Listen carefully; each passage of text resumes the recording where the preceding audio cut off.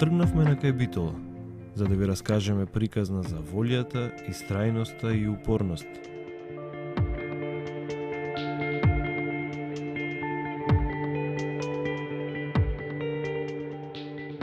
Ве водиме во селото Брусник да ве запознаеме со Мирко Костовски, копаничар кој од својата 16-та година е без една рака. Несреќата која се случила во 1963 година, кога како средношколец бил на практична работа во шеќераната во Битола, била пресвртница во неговиот живот. Пресвртница која го разгорела во него жарот за резбата со која е неразделен и ден денес. Покрај резбата, Мирко го поминал целиот работен век на планина, како домар на копанки, но и како планинар и алпинист кој позади себе ги има освоено најголемите врвови во Европа. Некои и по неколку пати. Денес тој е пензионер и има многу повеќе време да му се посвети на копаничарството. Ја направил сосема сам, со својата една рака и куќата во селото Брусник, недалеку од Битола, каде сега ги поминува пензионерските денови и во мир им дава душа на копаниците.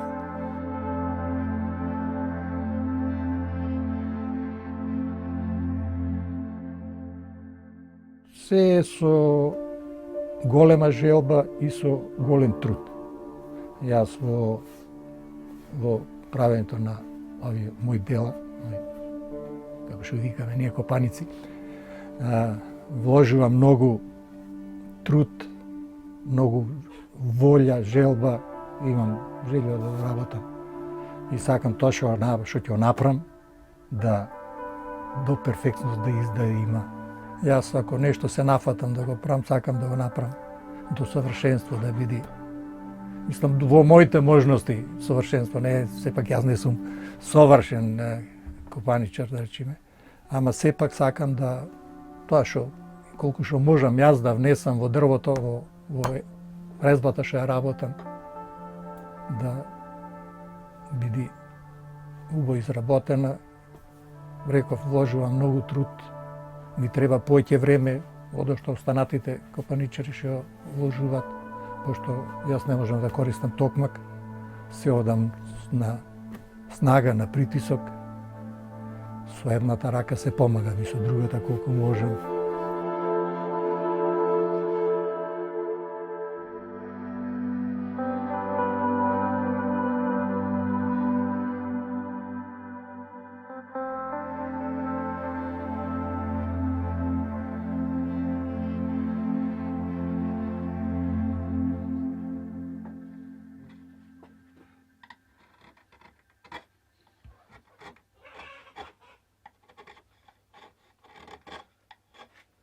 Јас уште како мало дете го сакав дрвото, сакав да делкам во дрво, пошто како дете од 5 до 8 деление овде живеев во Брусник.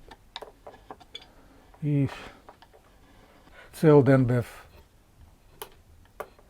во природа, цел ден бев со природата и стално носев едно мало ноже со мене и уште оттоаш почнав да правам фигури, така, некои прво по обични, после едно време направив и еден шах, ми е криво што го немам сега, што така си отиде, иначе ќе беше доста интересен. После 63-та кога настрадав, така се немав друго, не малце излегував, немав. И тогаш почнав да поактивно се бавам со резба. И правев фигури, почнав на орев да работам срнички, животинки разни, природа.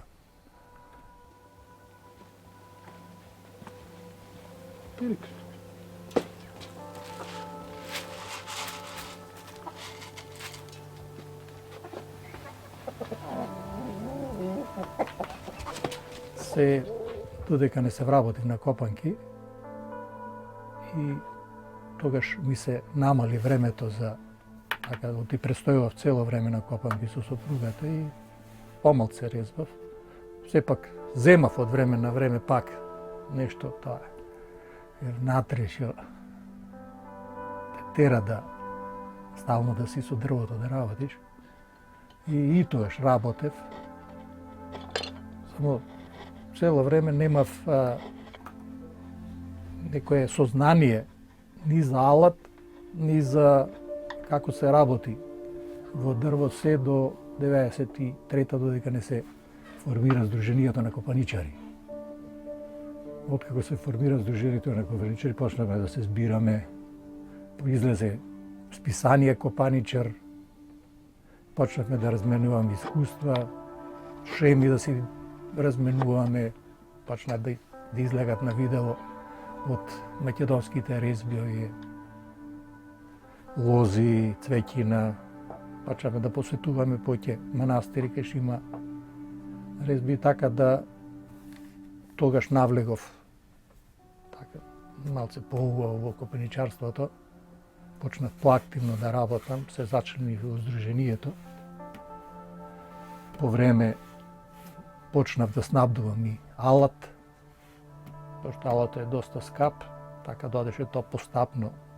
Шом почнам нешто да работам, ќе се задлабам во работата, најпоќе време ми одземат ликоите, пошто и најпоќе внимание му посветувам, сакам да биде колку што можам јас да одоловам тоа да ликот си го добие на своето што го има. Да, јас што велам, да личи на нешто.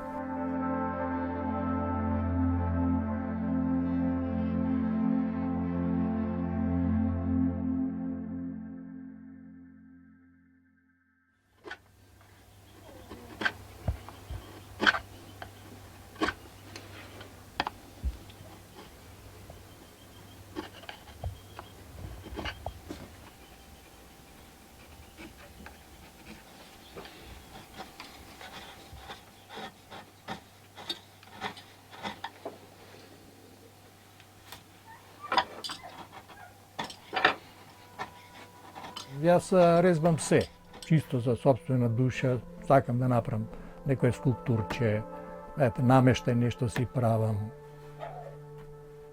Тоа поќе ми прави поќе задоволство кога не работам по шема, него ќе одземам дрвото и како што ми излега, самото дрво ми диктира што да цртам на него и што да правам на него.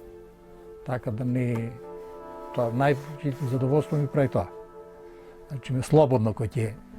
А ова мора, немош таму и да сгрешиш, да оди листот, ќе го направиш место со 3 со 2 листа, или ќе ослезиш подолу, или помал листот ќе го направиш, или цветот, или што било нешто друго.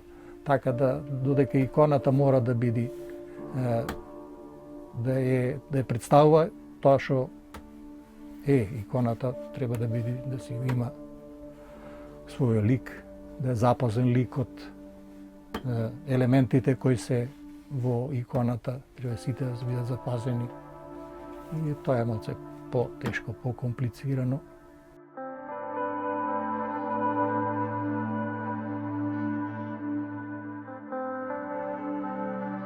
Не ми е тешко, пошто го работам со многу мерак, со многу задоволство, ќеф го правам, така да не осеќам тежина, да речеме, ете сега го правам ова ради што морам, него чисто од задоволство и да немам, речеме години, една година, две му некој се погодва да немаш ништо порачка, јас не застанувам, не оставам да чекам, да речеме, некој да ми порача нешто, него во меѓувреме пак наоѓам нешто, ако не е нешто големо, нешто мало ќе чепнам, свеќарник ќе направам, нешто фигура некоја, и така да цело време сум во активен, цело време работам, цело време сум во ова не е обична работилница, не е некоја ателје да го наречем, но мене ми ги функцијата што треба ми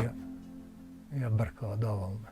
Така да сега е една зависност ми е.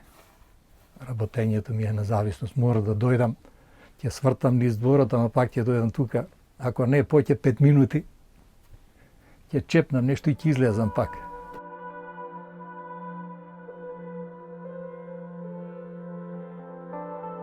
Тоа е една посебна приказна куќата овде. Не знам, вие сте помлади, дали ја гледавте емисијата Грунтовчани на хрватската телевизија, и таму постоеше еден дудек кој сите го смета неспособен, сите си играа мајтап со него, и покрај серијата во едно списание го уради сам, пошто го купував од првиот број како изгледаше. Излезе едно списание Дудек не е Дудек. Не е Дудек, Дудек не е Дудек. И таму беше кај што Дудек исто почнал сам да прави таму негде во Загорје една куќичка. Исто све сам. И кога прочитав јас тоа и ми се роди идеја, реков и јас ќе почнам да правам. И така дојдов тука во Брусник, ова беше од баба ми, од татко ми бавчата. Зедов од Пелистер нешто граѓа и почнав да кревам диреци, ови од селото врвеа комшиите тука. Мирко шопраш, не знам, шопрам, што ќе излези, тоа ќе биде. А јас имав идеја што да биде, ама да не се расправам со луѓето. И така почнав постепено, прво направив како шатор, направив, и после се доградваше, се доправаше, така да све сам. И после се појави потреба да купив и едно машинче, овде го имам сега во работилницата, така да на него почнав да правам прозорци, врати, се е комплет моје. После кога се направи надворешно, требаше инвентар. Почнав и инвентаро, цел инвентар е комплет, внатре, јас го правам, цел. Многу убави спомени имам од Пелистер. Покрај тоа уште поќе засакав планината, почнав да планинарам активно, почнав малце да се бавам и со алпинизам. Тојаш кога излегоа така една генерација на млади планинари, желни за искачување на шо повисоки врвој. Се гледавме стално да одиме на нешто повисоко. Јас максимум што имам одено тоа е на Монблан. Значи бев и на потешките, бев на Матерхорн, го искачив 2 пати, на Монтероса, после Карпати, Татри, низ Југославија цело од Алпи па до Кораб. При планинарството немав никакви проблеми, а при алпинизмо навезата со кој се движев ми помагаа доста. И така да без проблеми ги совладав и тие техники на алпинизам.